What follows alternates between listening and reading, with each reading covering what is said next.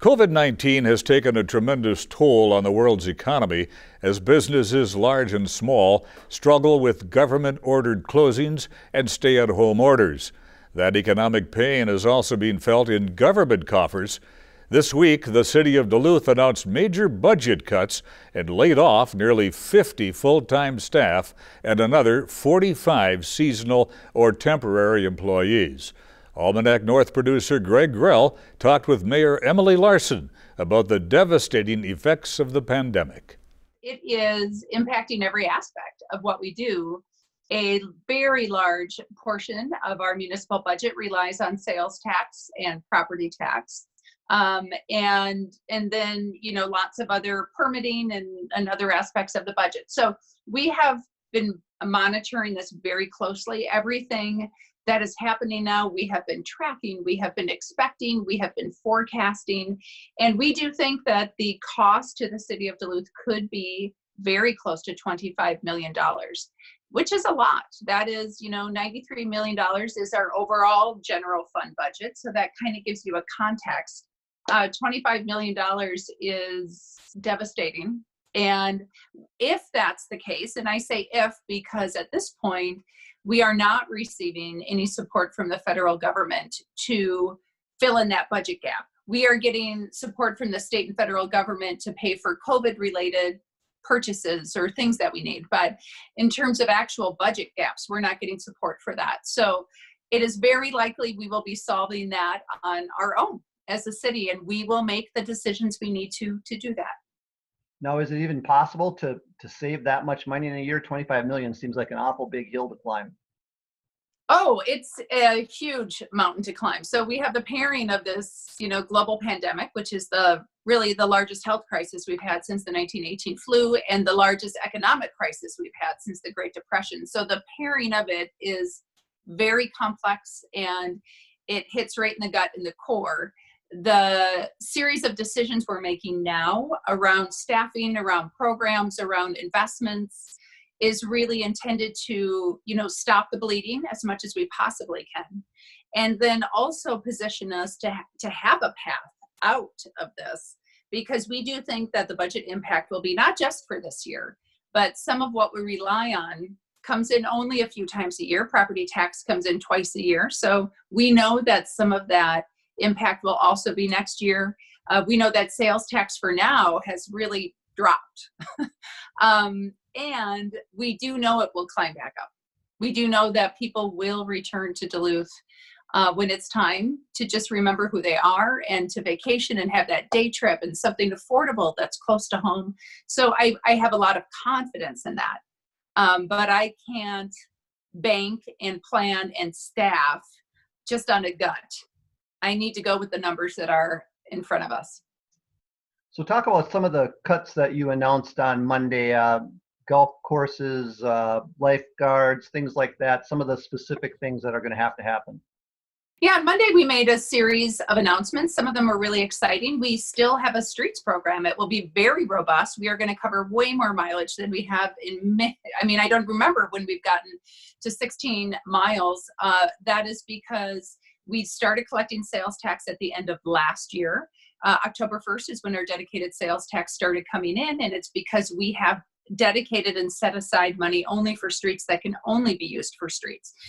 We announced curbside library pickup, which is really exciting for people to be able to have access to materials, as we have 4,500 public school students home, other non-public school students home, and then thousands of people who are now unemployed who need resources. And then we made some really difficult announcements as well. We talked about the budget. We did announce that there will be a delay of openings for the zoo and for the beach house and other really fun activities until at least July 1st. Although that is, contingent on lots of other things happening. We did announce that we are not opening Leicester Golf Course. We did announce that we're opening Enger 2 weeks earlier to try to help people get in there and be able to enjoy that. These are decisions that pair both the public health realities with the economic realities, because we need to be funding a very lean set of services at this time. And what's hard about that is when people are struggling, when people are relying on the city for basic core services, we don't have a lot of options. You can't go somewhere else to get your water. You can't shop around to see what the best deal is for your library or your police. We just provide those. And so there are really difficult decisions around that, and yet very clear decisions, because there aren't a lot of options we have. We're going to make the right decisions. We're going to make them in a timely manner, and we will find a path and create the path to get out of this. Now, referring to Lester Park Golf Course, I know there's been discussion over the last couple of years about the future of that golf course.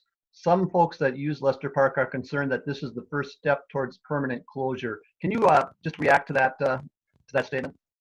Yeah, I can react to the statement in the sense that this is the decision that needs to be made at this time. And it could very well be a decision that leads towards closure.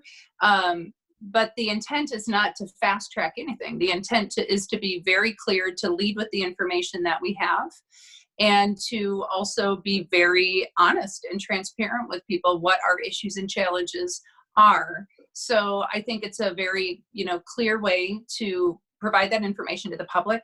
We have lots of recreation that is about to be impacted. We have, sports that aren't happening in the spring for families. We have playgrounds that are closed across the city.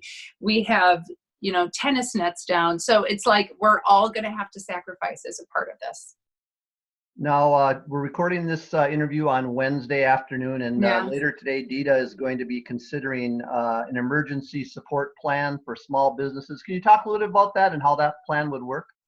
Yeah, I'm so excited about that. So a lot can happen. It is only Wednesday. A lot could happen between now and Friday. We have done I'm so proud of our team, because while we're all working home and managing all the stress and change that happens with that, we're also being really innovative and thinking far ahead. So we know our businesses are hurting. I am really happy that the federal bills, while they haven't included municipalities, they have been really thoughtful about businesses and unemployed job seekers. And so we wanted to pair the opportunities that are out there through the SBA loans and the Paycheck Protection Program with tools that are available through the 1200 Fund FAST grants, and then tools that will be approved and available via DEDA.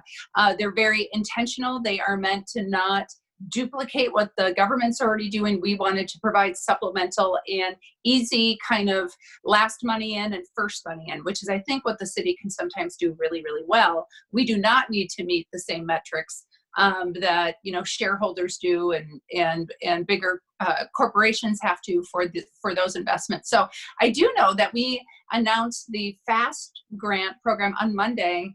It's Wednesday at like 1 p.m. and we already have 200 applications for that. So the need is there. I'm proud that we're stepping into it. People who have questions can just look at the website.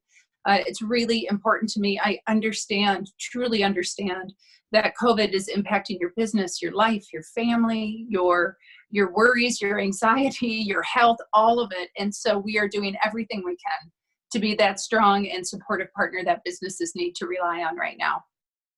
Now, is there going to be a cap on that, or how will businesses apply, and how, will everybody that applies get some money, or how will that work?